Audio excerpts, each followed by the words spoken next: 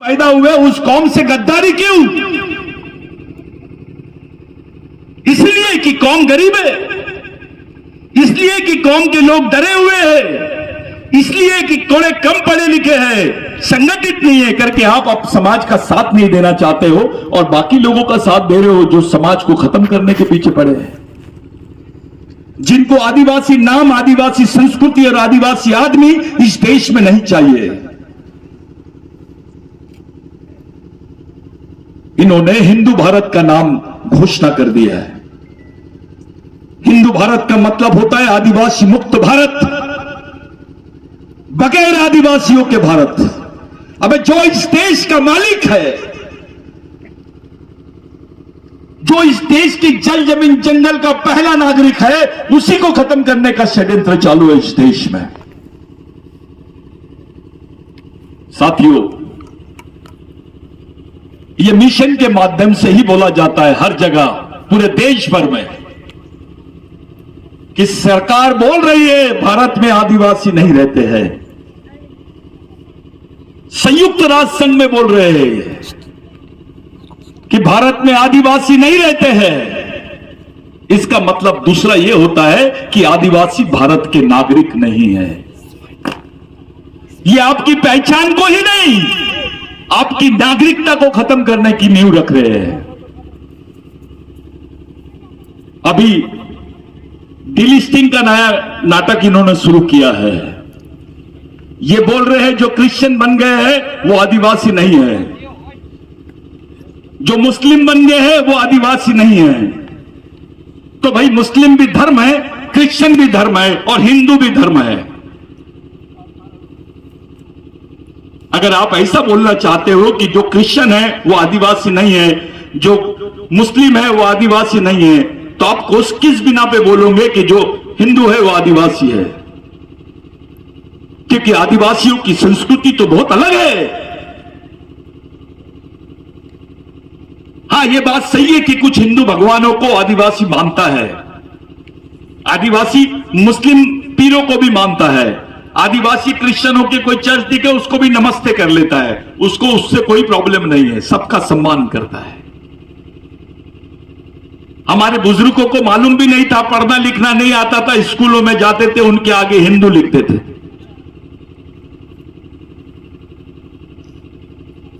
आज तो खुलेआम बोल रहे हैं आदिवासी, यानी आपने जो चीज लिख दी अपने मर्जी से, कुछ करना भी नहीं पड़ा, हमारा धर्मांतर हो गया, हमारे लिविंग सर्टिफिकेट पे इन्होंने हिंदू लिख दिया, आदिवासी क्यों नहीं लिखा?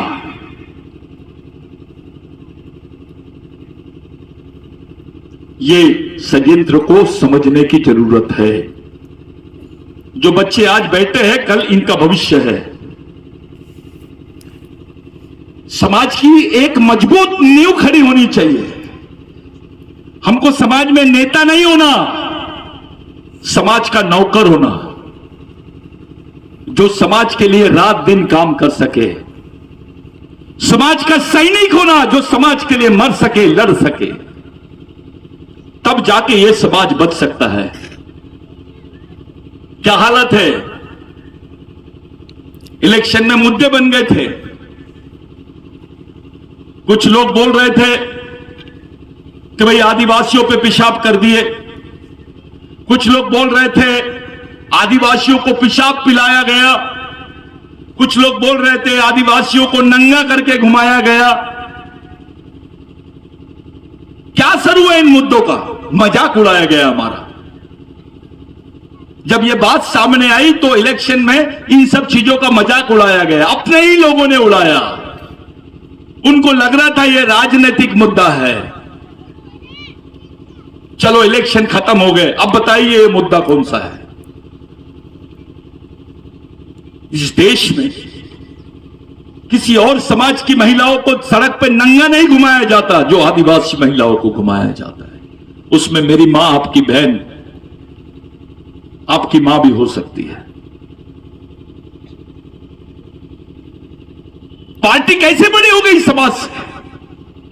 नेता कैसे बड़ा हो गए समाज से? अरे, हमारे क्रांतिकारी भगवान टंटा भील ने बोला था आखिरी समय जब उनको फांसी देने की बात हो रही थी तो उनसे पूछा गया कि आप किनको मिलना चाहते हो, तो उन्होंने बोला मैं अपने भगवानों से मिलना चाहता हूं। तो लोगों ने पूछा भाई भगवान कहां है? आपकी मां है, आपके परिवार के लोग हैं, जो भी है वो लोग मिलेंगे क्या? आप उनको देखना चाहते हो क्या? तो भगवान टंटा भिल ने बोला नहीं, मैं मेरे समाज को देखना चाहता हूं, जिनके लिए मैं जिया और जिनके लिए मैं मरने जा रहा हूं। उस वक्त भगवान टंटा भिल को एक अंग्रेज अफसर ने बोला आप मरने वाले हो, भगवान का नाम ले लो। उन्होंने बोला नहीं, मैं भगवान से भी बड़ा मानता हूं अपने समाज को। बताइए ऐसा कौन सा आदमी हो सकता है जो ये भाषा इस्तेमाल करता है? इसके रिकॉर्ड है। कुछ लोग आदिवासियों पे उंगली दिखाने के लिए बदनाम करने का षड्यंत्र रच रहे हैं। बताइए ऐसा कौन सा आदमी है जो फांसी के तख्ते पर भी बोलता है मैं अपने समाज को देखना चाहता हूं, मैं इनको अपने भगवान से भी ज्यादा बड़ा मानता हूं। है चलो कोई है तो चलो हम सब चलते उसके पास। ये जो भील वंश है ना, ये भगवान टंटा भिल की वजह से जिंदा है भारत में, नहीं तो कब का खत्म हो गया रहता। भीमा नायक, बिरजू नायक, ऐसे तमाम क्रांतिकारी है जिन्होंने व्यक्ति नहीं देखा, जात नहीं देखी, क्षेत्र नहीं देखा, केवल समाज के खातिर, अपने अधिकारों की खातिर, सामाजिक अधिकारों के खातिर, सामाजिक जीवन के खातिर उन्होंने अपनी जान न्यौछावर कर दी। आप अपने बाल बच्चों से पूछो आपके लिए फांसी के तख्ते पे चढ़ सकता है क्या? अपने बेटे को पूछो, अपने भाई को पूछो, अपने बेटी को पूछो, नहीं चढ़ सकता है। लेकिन ये लोग तुम्हारे लिए फांसी के तख्ते पे चढ़े। जीसस क्राइस्ट को सूली पे चढ़ा दिए तो उसको ईश्वर बोलते, भगवान बोलते हैं। ये तो सीधे फांसी पे तख्ते पे चढ़ गए। वहां तो एक जीसस क्राइस्ट था, आदिवासियों में तो हजारों जीसस क्राइस्ट बैठे हैं। अगर सूली पे चढ़ने से भगवान बोला गया उनको, तो तुम्हारे लोग तो फांसी पे चढ़े तुम्हारे लोगों के लिए। एक भी अभी बीच में कुछ महाराज लोग आदिवासी संस्कृति पे बात कर रहे थे। वो आदिवासियों को भगवान और सब कुछ चीजें समझा रहे थे। कभी शंकर भगवान के नाम से घेरने की कोशिश कर रहे थे, तो कभी राम के नाम से घेरने की कोशिश कर रहे थे। बिरसा ब्रिगेड के एक कैंडिडेट ने मैसेज डाला और पूछा आदिवासियों को कौन से भगवान ने जमीन दिलाई, थोड़ा इसके बारे में बताइए।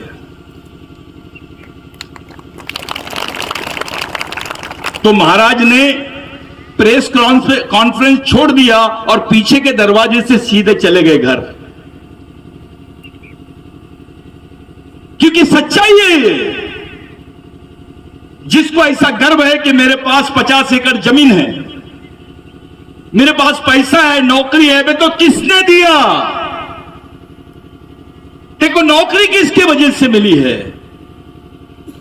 तेरे को जमीन किसकी वजह से मिली है? तेरे पास पैसा कहां से आया है? तो जा पहले रिकॉर्ड निकाल और देख, पढ़ लिख लिया है, अब तो ढूंढ भी सकता है तू कि तेरे हिस्से में जमीन कहां से आई।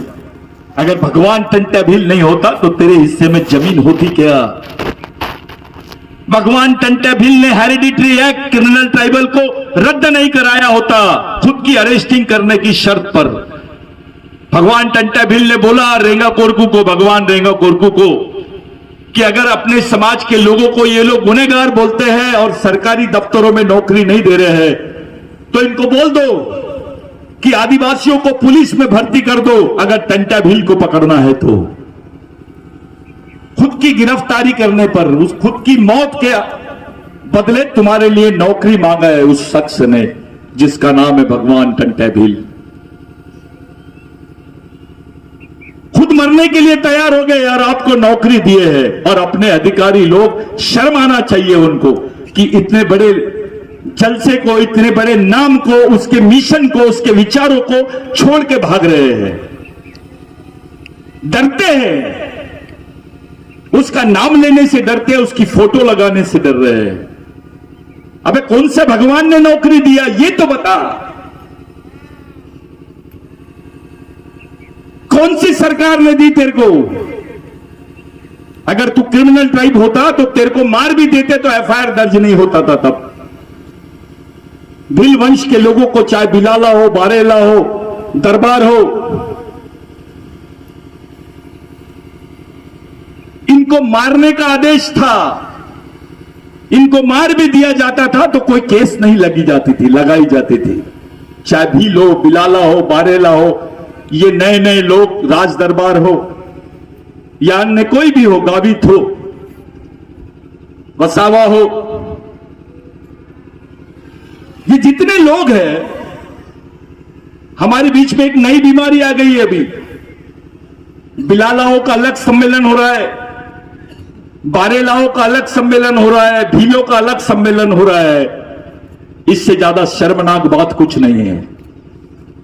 भगवान टंटा भील ने बोला, जो अपने भाई को नहीं पहचान सकता वो दुश्मन को नहीं पहचान सकता, और जो दुश्मन को नहीं पहचान सकता ऐसा आदमी मेरी नजर में गांडू है। एक वंश के लोग हैं हम, एक डीएनए है हमारा, एक खून है हमारा, एक संस्कृति है हमारी, तो समाज भी एक होना चाहिए। पढ़े लिखे लोग ये काम कर रहे हैं, थोड़ी सी पोस्ट के लालच में। किसी को विधायक बनना है, किसी को मंत्री बनना है, किसी को मंत्री बनना है। अभी राष्ट्रपति है देश की आदिवासी, उसने नहीं रोकी जब ये बिल उसके पास साइन करने के लिए गया, वन संवर्धन बिल 2023 का, उसने नहीं सोची। इतनी गुलामगिरी चाहती थी और साइन नहीं कर सकती थी। राष्ट्रपति है ना आदिवासी, आदिवासियों की जमीन से हस्तगत, यानी हमेशा हमेशा के लिए आदिवासियों के अधिकारों की समाप्ति के बिल पर, उस कानून पर साइन करने वाली कोई और नई राष्ट्रपति थी, आदिवासी राष्ट्रपति है। यह इतिहास बन जाएगा, शायद इसी दिन के लिए उनको राष्ट्रपति बनाया गया होगा। हमारे दिमाग में एक बात है, नेता बनना चाहिए। हमारे दिमाग में नेता बनना चाहिए। हाँ ठीक है, एक ही नेता बनेगा और एक नेता बनेगा 5 साल काम करेगा, लेकिन एक कार्यकर्ता बनेगा समाज का तो जिंदगी भर समाज के लिए काम करेगा। इसको परमानेंट कार्यक्रम बोलते हैं। यह परमानेंट कार्यक्रम चलाने के लिए मिशन खड़ा किया गया है। ऐसे कई कर्मचारी हैं, जैसे सेनानी दादा है, उनको याद करते वक्त मैं जब फोटो को देखा मेरे आंख में आंसू आ गए। ऐसे लोग जिनको इस बात का महत्व समझता है, जो ईमानदारी से समाज के लिए, समझदारी से और ईमानदारी से समाज के लिए काम करते हैं, ऐसे लोग समाज के सही में भगवान हैं, इन्हीं को गॉड बोलते हैं। हमारे समाज के पढ़े लिखे लोग, सुलझे हुए लोग, जो इस समाज के चालक, पालक और मालक होना चाहिए। G for guardian, O for owner, D for driver, GOD God. लेकिन उल्टा दिखता है, डीओजी डॉग हो गया वो जीओडी गॉड नहीं हुआ, वो डीओजी डॉग हो गया है। जो हमारा भगवान होना था वो हमारे दुश्मनों के पास कुत्ता बन गया है। क्यों भाई, ऐसी क्या मजबूरी है जो इस कंडीशन पे हम लोग खड़े हो गए हैं? इस अवस्था में आ गया है समाज कि हमारा ही भाई दुश्मन की सेना का सेनापति बन के आपके सामने खड़ा है। लड़ोगे किसके साथ? आप किसी भी पार्टी में रहो, आप किसी भी संगठन में रहो, लेकिन समाज के साथ ईमानदारी होनी चाहिए। समाज सबसे बड़ी चीज है। आप लोग एक महत्वपूर्ण प्रोग्राम का हिस्सा बन गए हैं। ये बच्चों को जो आज बैठे हैं, शायद इनको समझ में नहीं आ रहा होगा। जो बाहर बैठे हैं उनको नहीं समझ में आ रहा होगा, लेकिन जिनको समझ में आ रहा होगा वो दिल से सोच रहा होगा कि ये काम होते रहना चाहिए, जिले जिले में होना चाहिए, गांव गांव में होना चाहिए। क्योंकि अब कोई दूसरा आदमी तुमको ऊपर से आके बचाने वाला नहीं है।